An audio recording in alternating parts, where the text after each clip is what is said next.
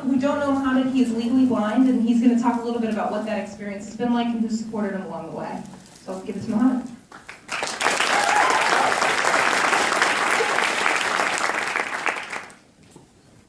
Thank you all for coming. When Geraldine, one of my section mates, asked me to do this, I was very reluctant. The reason is I don't really like talking about myself that much because, as far as I'm concerned, I don't deserve any credit for actually being here. I'm a function of all of the people around me who supported me. Over time, my views on this have changed a bit, and I basically realized that I actually should come and talk because part of it is to talk to people about how you can help and make a difference in someone's life. And the other part is what people with special needs go through is very misunderstood, and I'll get to that later on. I'll start by giving you a bit of background about myself, who I am, what it is I can see and what I can't see, and what I can do. And then I'll talk a bit about some of the people who supported me. And finally, I'll talk about some of the challenges I face. I was born in the US conveniently 40 days before my father finished his MBA, which I later learned stands for Making Babies in America. My parents do swear I was an accident. So, right after I was born, we went back to Egypt. We lived there till I was 2, and then moved to Canada. When I was 7, we moved back to Egypt again. And then I moved back to Canada when I was 17 to study systems engineering. And no, I don't know what that actually involves. After graduating, I went back to the Middle East, worked in consulting for 2 years, and then I helped a friend set up an incubator, and now I'm here.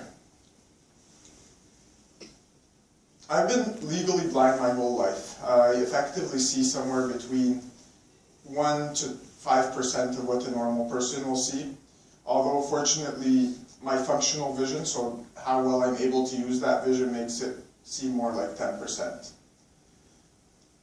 To imagine what I can see, it's kind of like you're looking through a tunnel with stained glass at the end of the tunnel. So I can't see to the sides at all. I literally can't see my hand if it's here. I can't see in dark places at all. So this is actually pretty great because if anyone in this room is not wearing a white shirt, I actually can't see them, so it makes it a lot easier to present to some 25 people.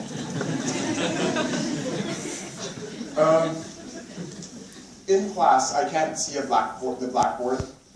I can't really see people, I see shadows. And I can't see when a professor is looking at me. The only time where I can really see people's faces is in a really, really bright room or in sunlight. I am not able to cross the road that easily because I can't see to the sides, and I also can't see how fast the car's coming. So I might be able to see a car coming because of its lights, but I won't be able to figure out how fast it's coming. And let alone, it's very difficult to walk around in general and find places I can't see steps, and that sort of thing. When it comes to accessing written material, I can't see handwriting. I obviously can't see the board. So what I do is I get all my stuff scanned, or now I get lots of it in electronic format, and I have these amazing high contrast settings on my computer which help me see stuff. And I also have a screen reader which will read all of my stuff out loud. Now I actually would prefer talking a bit more about what I can do as opposed to what I can't see. Thanks to technology and thanks to the fact that I started using it very, very early, I started using a laptop in all my classes in grade 4. I basically can listen to stuff at around 450 to 500 words a minute, front to back in 15 minutes.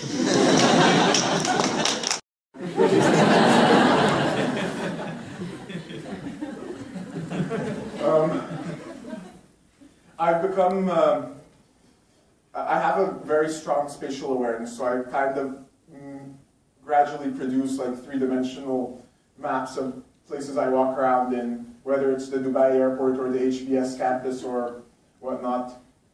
And most importantly, I have an ability of getting people to help me. Yes, now Section D is laughing.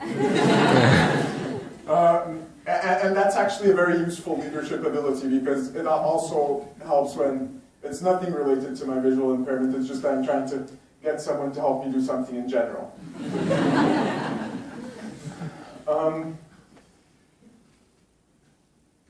But that actually links very well to what I see as the main source of my strength. It's all of the people who've supported me. I can't cross the street alone. I ask people to help me cross the street. I get salad at Spangler, and 99% of those people are strangers, and 99% of them will. It's also people like all of the customer services people at Whole Foods or at Emirates or any airline. It's also my friends. I lose stuff very frequently, and I've had many friends come and help me look for glasses which I've randomly placed on a windowsill at 1 a.m. I have friends help me read many things. And most importantly, I have friends who are able to talk with me when I go through lots of stress. Because what I'll get to later on in this speech is the harder part about being visually impaired is the social part. It's actually not the technical stuff. And most importantly, it's my mother and my father, my sister as well. My family has sacrificed so much and done amazing things for me, and I could talk for like 5 hours about how amazing they are and all of the things they've done, and that wouldn't give them justice. My mom particularly always had this belief that people should be defined by their abilities, not their disabilities. She could see something in me, I'm not sure what that was, but she decided that I wouldn't be able to succeed in Egypt. In Egypt, people with special needs are viewed as people who we can help, but who will never live to have significant potential. And that's across all classes and all types of schools and everything. So they packed their bags, my dad left a really good job and went to Canada. After spending 2 years in Canada, my mom again got very frustrated.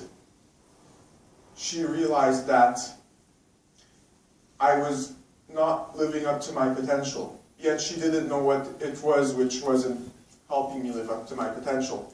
So she actually left her career and studied, it's called Orientation and Mobility Instruction, and it's a master's degree, and it's about how you help children, mainly people with multiple disabilities or who are visually impaired, get around and learn how to do the day-to-day stuff. Because even stuff like how do you walk with a cane or how do you open a door, it's not that easy to actually put a key in a keyhole. There's some technique involved. So she spent 2 years learning about that. And to be honest, that was not the easiest thing for her. My mom was amazing at her job. Her salary quadrupled in her first year on the job. But then she realized, she also really wasn't very good academically speaking. When my grandpa first heard that she decided to do a master's degree, he's like, Wyatt, you embarrassed us in Egypt by barely passing. Do you really want to go embarrass us in Canada now? And she was pregnant with my sister at the time, who she gave birth to later on. Yet, she drove 1.5 hours every day in snow or rain out of Toronto to this place in the middle of nowhere, Canada. Not a very pleasant drive, for 2 years until she graduated. When she graduated, she started to understand what the problem was. The problem was that in Canada I was given a bit too much support. I would have special teachers for 6 hours a week, one-on-one sessions. And that frustrated me because all I wanted at the time was to be a normal kid. I hated being taken out of class. But it also made me feel that I was special and that it was okay for people to go out of their ways to help me and I could be held to a different level of accountability. So my parents decided to pack their bags again and take me and my sister back to Egypt. We're the directors of the school. After I left, she was very depressed. She now works with kids basically doing the exact same thing she did with me, other visually impaired and multiply disabled kids. And she more recently, unfortunately, has started to work with lots of the people who were wounded during the Egyptian revolution, since our police has this really great habit of shooting people in the eyes instead of the legs.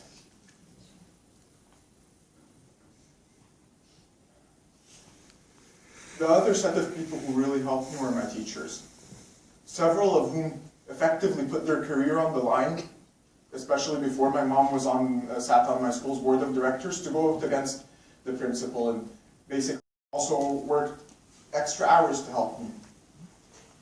The one teacher which I'm going to talk about, and she was about this tall, but her name's more representative of what she's like.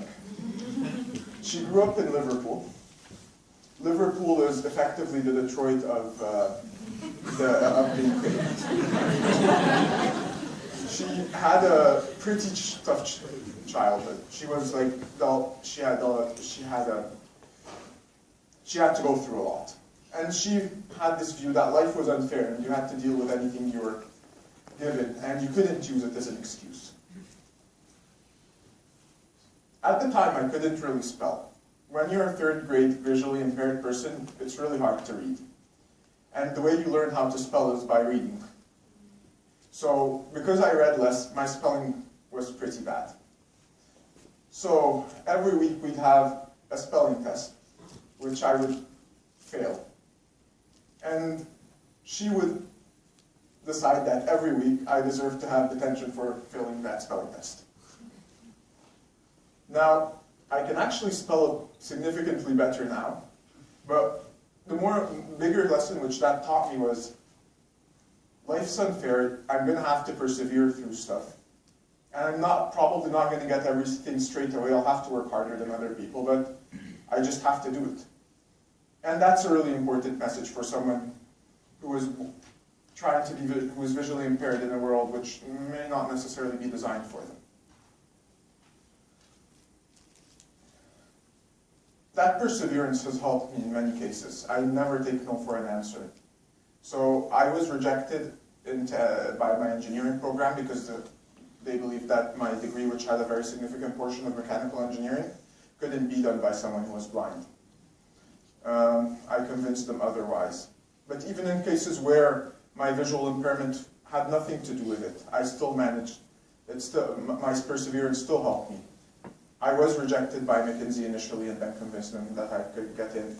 And I was even rejected by HBS and then applied and got in afterwards. However, what has happened is over time my view of this has changed a bit. So during my first job as a business analyst, I struggled. Being a business analyst involves many skill sets like problem solving and client relationships, both of which I was good at. But it also involves stuff like making slides, which, for obvious reasons, wasn't my strength. I ended up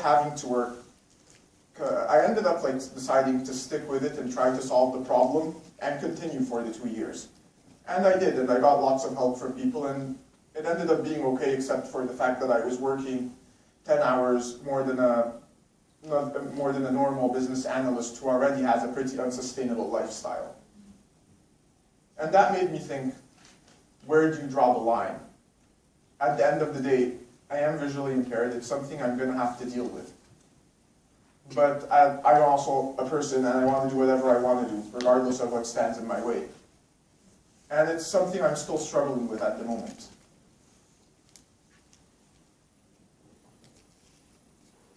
So, this kind of leads me to the bigger challenge. It's the social stuff. So, the stuff I talked about earlier on was all technical.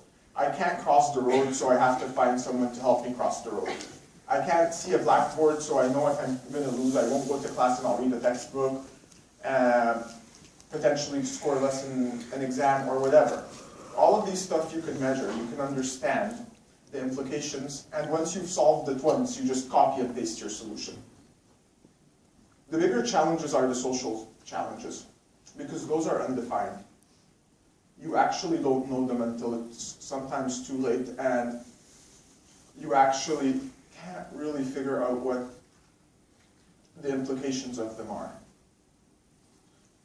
Part of it is that whole contradiction in my personality or in my ambitions, which I talked about earlier.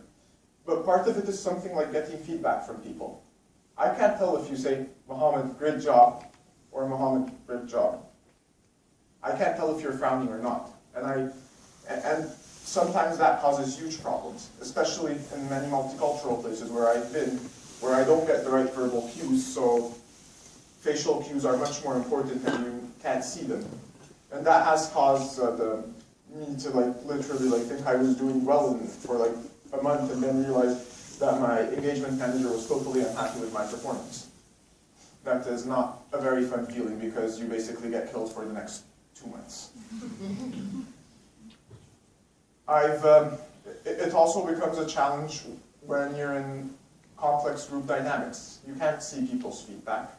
So when I make a comment in class, I can't tell whether the professor or anyone in class liked it.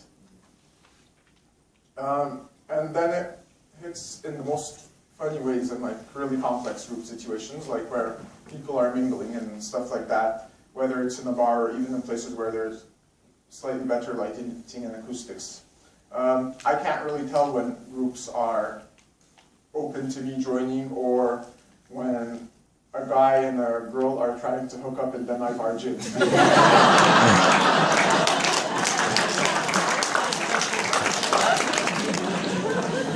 I also can't tell when I'm hitting on a girl whether she's wearing a wedding ring or not.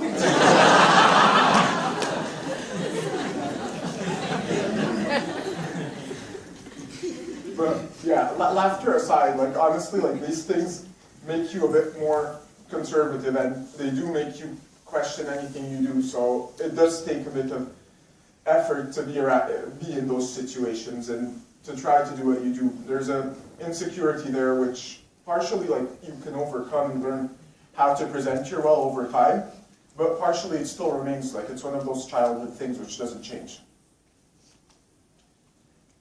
But despite these challenges, I've actually been thinking about this a lot recently. One of the diseases which is almost identical to mine is the guinea pig for lots of the stem cell research and all of these gene therapy things. And it's very likely that the cure for my case will be found during my lifetime. And that makes me think about whether I would want to be cured or whether even if I were to be born again, I want to be visually impaired or not. And more often than not, the answer is yes, I would actually want to be visually impaired again. I learned a couple of things during my life. And lots of these lessons I had an easy, everyone's going to learn, but I had an easier route to learning them. I learned that life's unfair and you're going to have to deal with it. Just deal with what you have. I learned that sometimes you actually have to make sacrifices and you can't do everything which you want to do.